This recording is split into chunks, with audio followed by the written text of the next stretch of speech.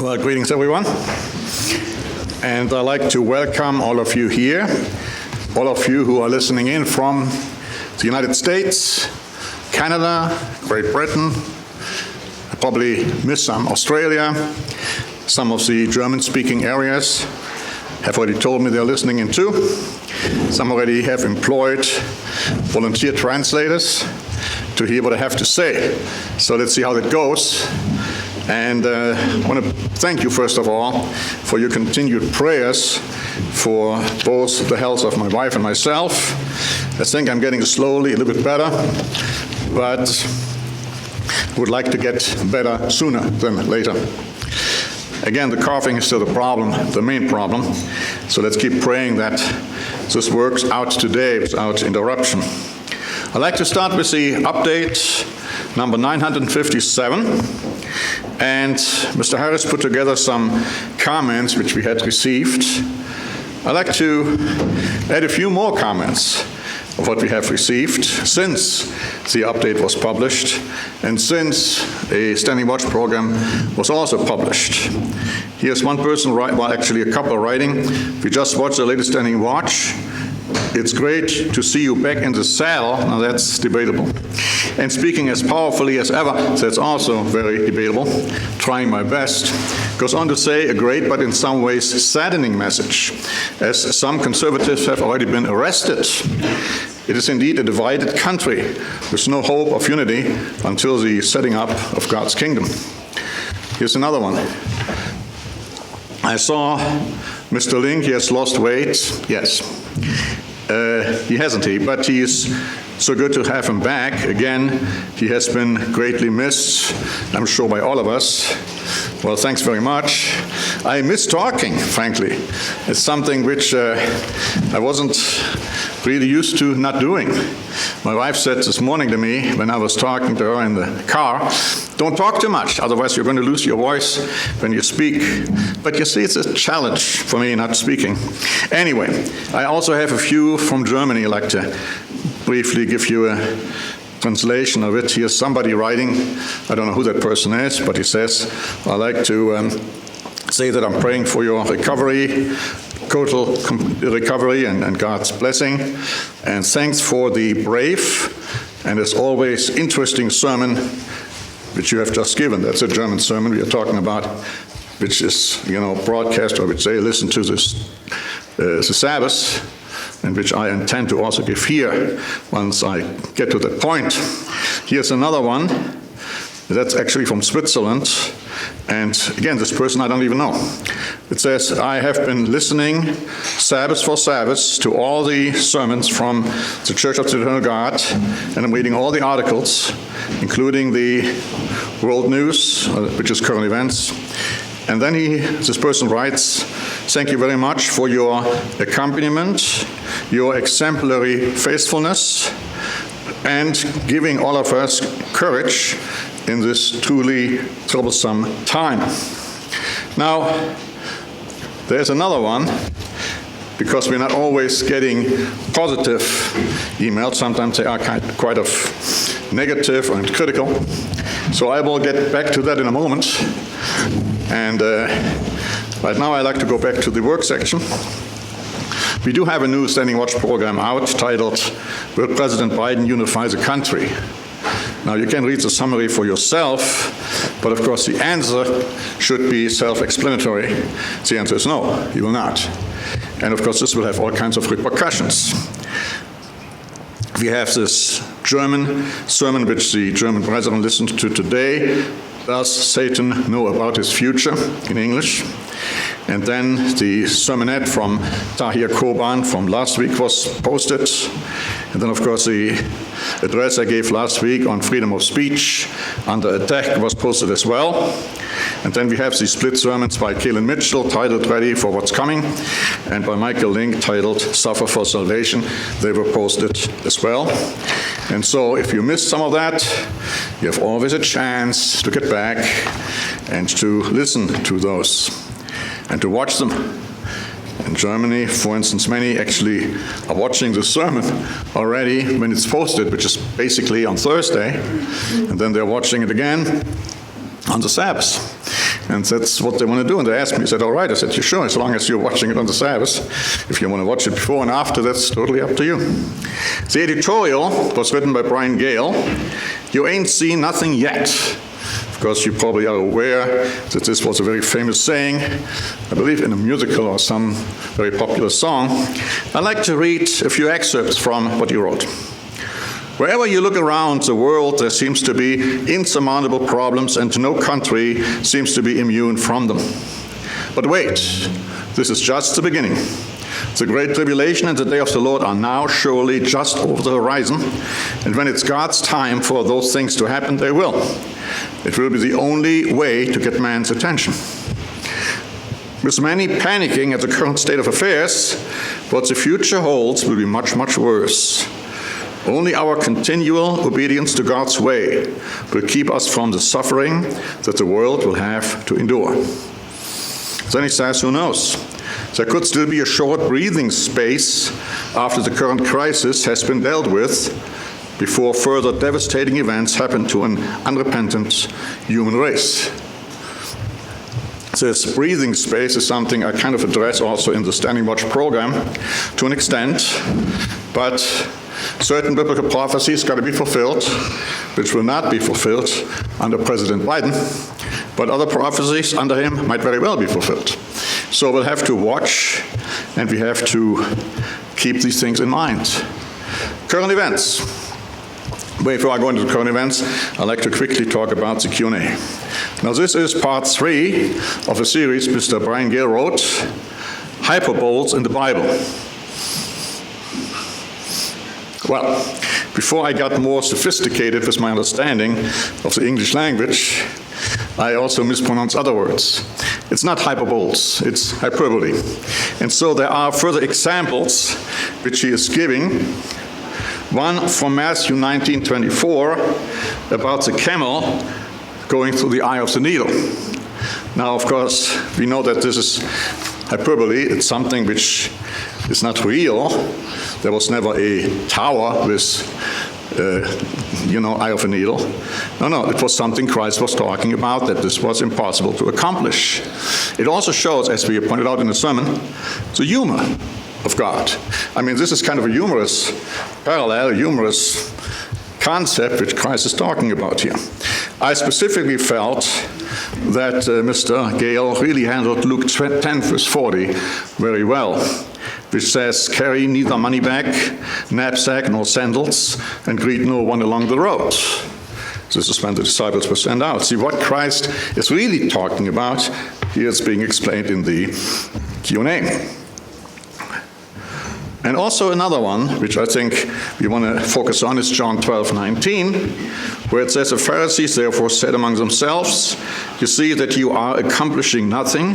Look, the world has gone after him. He points out, of course, that the world, the entire world, couldn't have gone after him because, for instance, in the United States of America, the country which is known today as a country of the United States of America, or Russia or China, they wouldn't have heard anything about Christ at the time. But you see, it's hyperbole with the point of trying to get a thought across. And that is important for us today, because when it talks about the gospel has to be preached in all the world as a witness, some have a totally wrong concept as to what that means. And we've talked about that in a sermon, also in our Q&As. How do you understand that? Do you understand that the gospel has to go to every single country? Does it have to go to every single person in a particular country? Of course not. We read in the book of Isaiah that people will later hear about Christ after he came back. They had never even heard about him before. Now, you have to get all of this in context. Now, insofar as current events are concerned, I'd like to now summarize what we have been addressing. It says we begin with some strong voices cautioning against the second impeachment of Donald Trump and predicting the possible destruction of the GOP and further disunity within the United States. We address the questionable outcome of the first impeachment due to alleged incompetent or corrupt conduct by former leaders of the FBI. Further attempts by big tech, left-wing politicians, and the mass media to silence those who have opposing viewpoints. In fact, CNN is trying to silence Newsmax, in case you haven't heard that yet. And then we are also talking about a serious warning against attempts to persecute Christians in the United States. We also address the relationship between the United States and the EU, which cannot be expected to be repaired under Biden. And we talk about North Korea, and we talk about Russia's persecution of Putin's opponents. And you might have heard about this today again, as demonstrators have been arrested left and right and center. And that's what Russia is doing. Now, that's where we have to be very careful in the United States, that we don't walk the same wrong path. But also, we are saying here that we are talking about the horrible news that Germany is erecting detention camps for those opposing governmental measures pertaining to the coronavirus. And we speak about the election of Armin Laschet as Angela Merkel's successor as party chief, but not as chancellor. In that regard, I'd like to go to our articles and read a little bit from them, insofar as Germany is concerned, because things are not going well over there at all. In fact, now, we just heard this morning that one of our members got challenged by a neighbor because allegedly she had too many people in the house. And the neighbor looked through the window to see who was all there, and then threatened that she would call the police. That's how bad it has gotten. Here's an article by The Sun, dated January 18.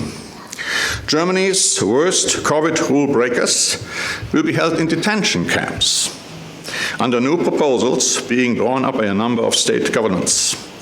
The move forms part of the country's efforts to stop the spread of the more contagious mutant strain of the virus detected in the UK last month. In the eastern state of Saxony, that's interesting, this is all part of eastern Germany, where the Russians ruled before, of course, you had the unification of eastern and western Germany. In the eastern state of Saxony, people who ignore lockdown measures will be held in a cordoned-off part of a refugee camp being built next week. State authorities have said the center will only be used for those who repeatedly breach self-isolation requirements. A similar scheme will be used in neighboring Brandenburg, another East German state, while in northern Schleswig-Holstein, that's of course a West German state, rule breakers will be held in a part of a juvenile detention center. The southwestern state of Baden-Württemberg, that's where we are registered, will reportedly use rooms in hospitals. The country's regional governments have powers to hold people who flout lockdown requirements under the Disease Protection Act, first passed by the federal parliament in March. Die Welt reports. I remember when it was passed, and of course it was said, yeah, but it's not going to be abused in any way. Here we go. Current lockdown measures are due to expire on January 31, but Angela Merkel said that the country still needs 8 to 10 weeks of hard measures, and sure enough, according to Deutsche Welle, on January 19, Angela Merkel and Germany's 16 state premiers decided to keep the lockdown in place until at least mid-February, even with tougher measures. Now they are required to wear filter masks, such as FFP2 respirators. Religious events in churches, synagogues, and mosques may take place if they follow hygiene rules, but communal singing is not allowed. Contact at private meetings is restricted to just one other person not living in the same household. Schools are largely closed. Students are taught through distance learning. Now, when it comes to these measures, a lawsuit was filed. The Superior Court decided these measures are unconstitutional, overbearing, but I don't expect that that will hold.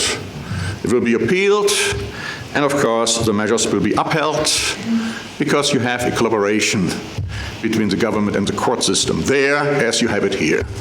So let's not get any false hopes. Of course, all of that makes it very difficult for us in the church to obey God and to obey God's words as to how to conduct church services. But I'd like to go back to the detention camps. First of all, the mass tabloid Bild wrote that we must accept a total lockdown. They talked about Middle East, I'm sorry, the Middle Ages, could have almost said Middle East, Middle Ages, where, the rooms were completely locked. They had wood in front of the windows. You couldn't get in, you couldn't get out. And they said, well, this is Middle Ages, but should we accept something like that? And the answer was yes. Total, complete, utter lockdown. When it comes to the detention camps, as I pointed out in the sermon to the Germans today, that very thought would have been completely impossible to even imagine a year ago, because it brings back memories of the Holocaust. It brings back memories of the concentration camps, that these people now, these governmental agents and rulers, even have the gall to do that. It's just extremely frightening.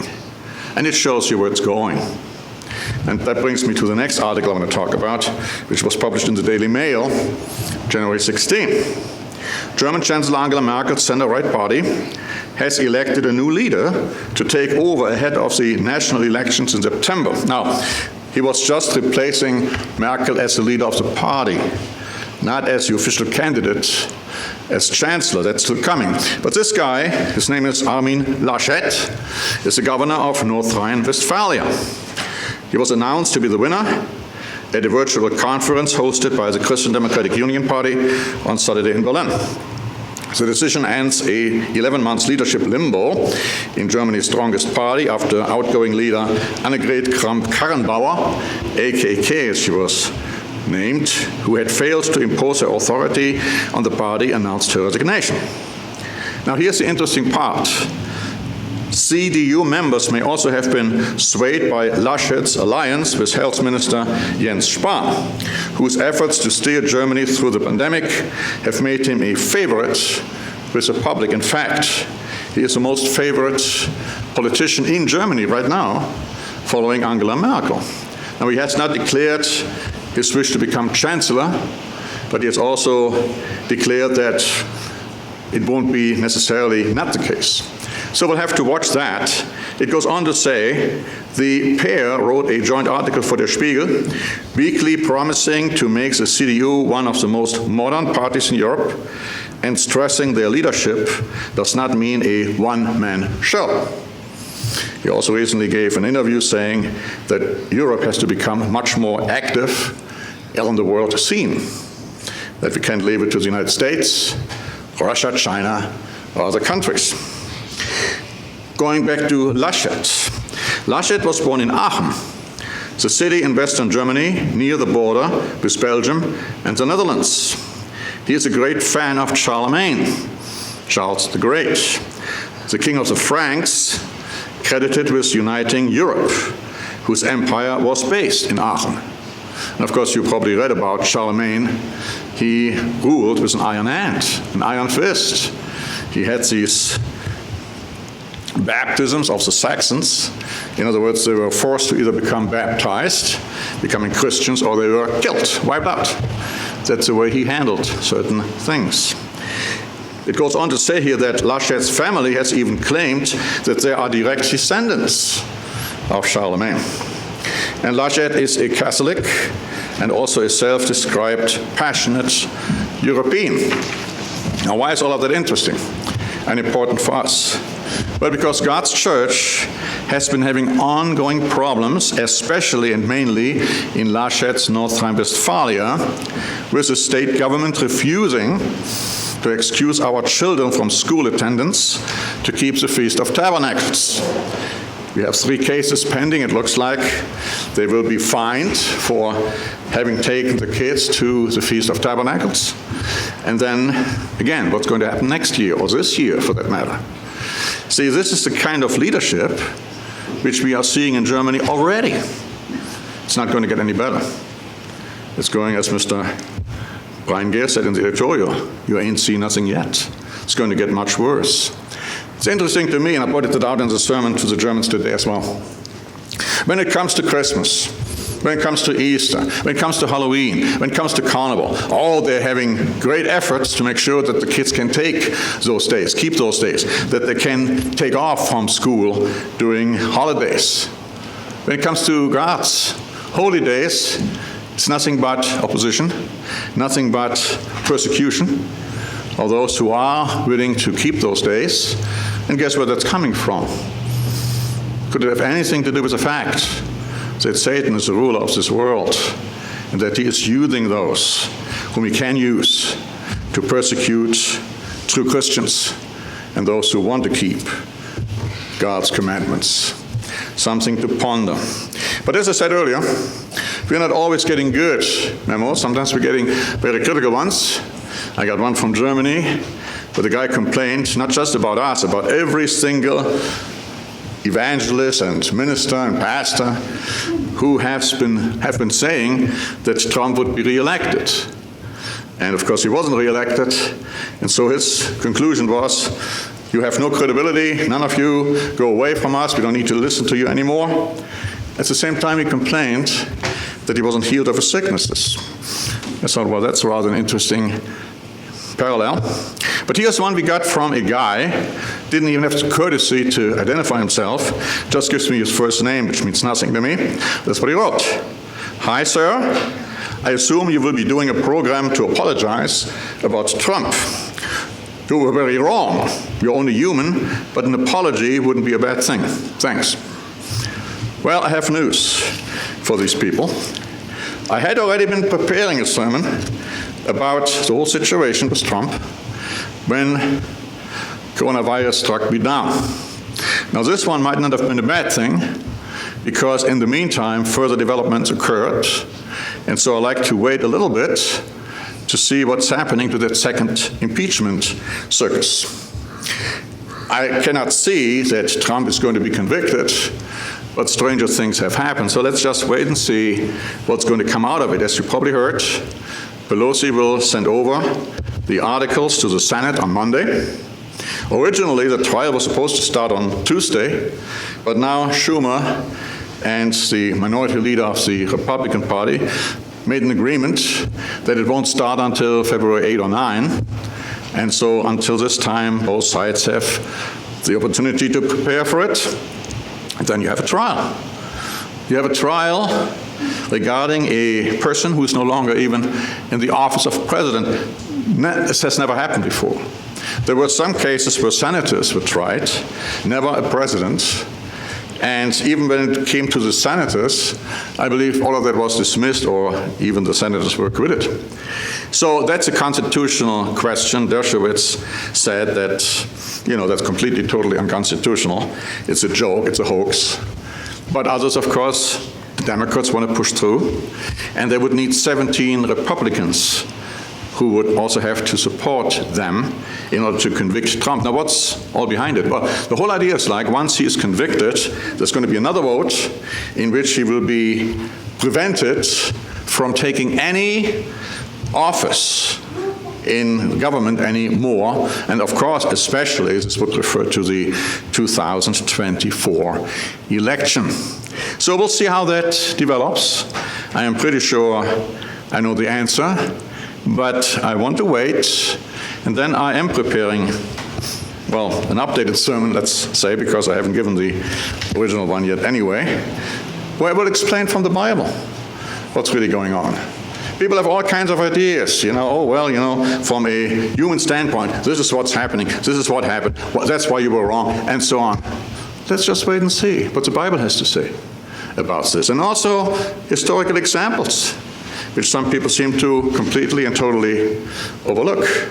Now, I've got to be careful with that sermon, because I will have to say a few things which YouTube wants to ban. So we'll see how I'm going to present that. But in any event, that's the plan. And before we listen to the sermon today, which is going to be given by Mr. Metziger, we'll have another hymn. But before we have the hymn, let me just say this. So Mr. Metziger told me that he will have his eye appointment on Tuesday, this coming Tuesday. And then his treatments regarding chemo will start on Wednesday. And they will go right until February 24. He says, I will be coming home the first 3 days, and after that, most of my time, I will be in Kelowna, which is, of course, a city close to where he lives. So please keep Mr. Messier and Mrs. Messier in your prayers. It is going to be an interesting and challenging time for them. So again, would appreciate that we all pray for them as well as for everybody who needs our prayers for health reasons, physical health reasons, spiritual health reasons, whatever health reasons there may be, because we need God's protection. I mean, we are entering a time which is going to be unparalleled in the history of humankind. I mean, do we understand this? The Great Tribulation is not far away from us. The beginning of sorrows have already been there. I mean, there's no doubt about it. So do we really fully understand what this will mean for all of us? We have some persecution now, where we have some cases where our kids can keep the feast, or if they do keep the feast, the parents will be fined. That will be nothing in comparison to what's happening. But it's going to happen. It's going to happen soon. I don't know how soon, but perhaps even still sooner than most of us think. So it's all in God's hands. God will decide. God can delay, and God can also hasten. And we are supposed to hasten the return of Jesus Christ.